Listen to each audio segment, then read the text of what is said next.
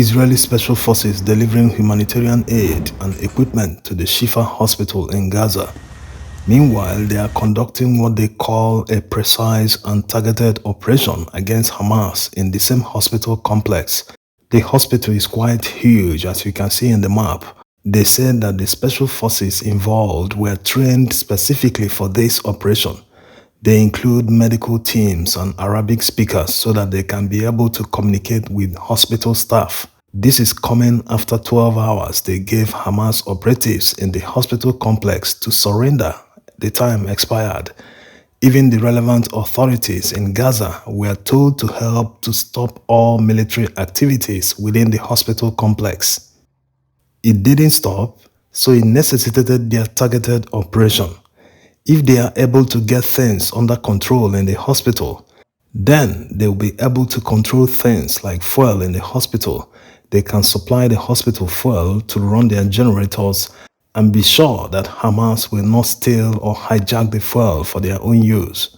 This is very important since they said that the evacuation of the hospital is not an option because of ICU patients, not talking about the hospital staff.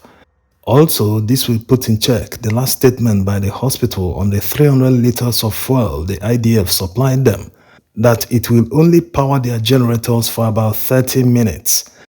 What capacity of generator will use up to 300 liters of fuel for only 30 minutes? 300 liters of fuel is 1.5 drums of fuel. The hospital is quite big, that's understandable, but unless they have a giant generator with a capacity upwards of 200 kVA, even at that, 1.5 drums of fuel is still huge. They should reduce their load to improve fuel economy.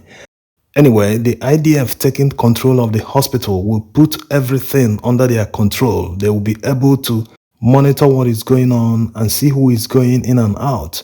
They will be able to satisfy their curiosity that Hamas operatives are using the hospital as a base. There's an African proverb that says, a man that is holding someone to the ground is equally holding himself. Just like a wrestler will pin his opponent on the ring floor, if he lets go of him, he will simply get up. That's exactly what is happening to Hamas. It is believed that they are holding the hostages deep underground. They can't get out themselves because they are surrounded by Israeli special forces. So they are all hostages down there. Being surrounded by Israeli special forces above ground means they cannot get out to get the needed resupply of whatever they need down there. It doesn't look like Hamas envisaged a situation where the IDF will invade Gaza. Maybe they felt it will be like other times, and after a few clashes, there will be a truce followed by negotiations on hostage release. But this time around, Israel has taken a different approach. They are inside their territory looking for the hostages themselves. On the other hand, negotiations are still going on after Hamas initially offered to release 2 hostages, which was quickly rejected by Israel. They've now made another offer. They want to release 70 people that are mostly women and children. In exchange, they want a 5-day pause on hostilities. The Israeli Prime Minister have also rejected this latest offer by Hamas, saying that no truce will be reached unless all of them are released. Is he pushing his luck too far? Although this decision won't be his alone, but they might have sensed that they are doing the right thing, which is making Hamas to improve on their offers. They might be thinking they are inching closer to the hostages, and if they are able to get to them, then everything will be in their own terms. But would that be possible? The way the Israeli special forces have surrounded the Al-Shifa hospital in Gaza seems to indicate that they have intelligence that the hostages are in this massive complex, either above ground or underground.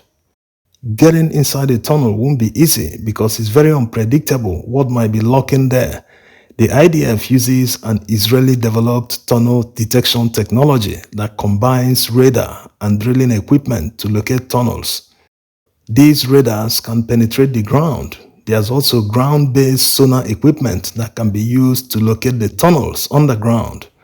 When the tunnel is located, they will need to find a shaft or an entry point to make it easier to access, because some of them are 20 meters deep into the ground. In some open spaces, they use the IDF Caterpillar D9 bulldozers. As can be seen here, they are using it to clear a car park in Gaza.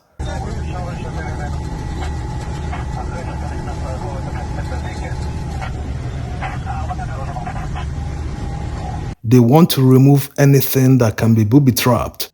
These bulldozers are specially modified and armored to withstand enemy territory.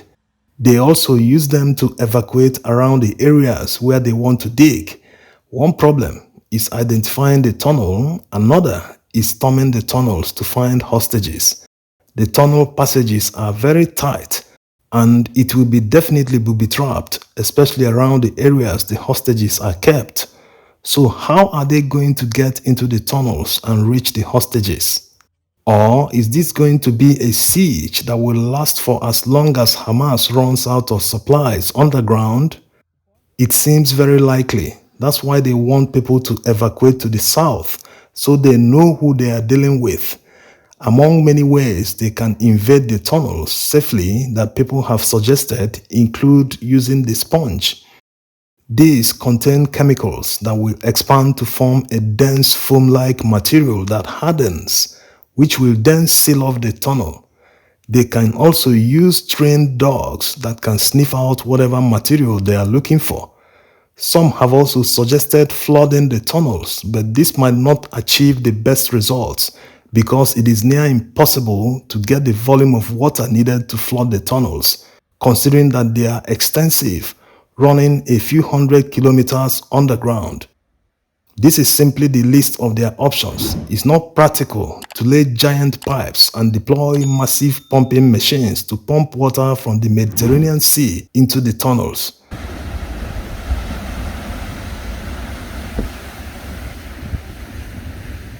Among all these options, the main one is the use of another homegrown and Israeli-developed tactical robot. It is armed so it can defend itself. They can use it to navigate the tunnels. They've used it before, like we showed in the other video. The robots will be their eyes inside the tunnels, but this is just to gather information. It won't do the job of a human, of course.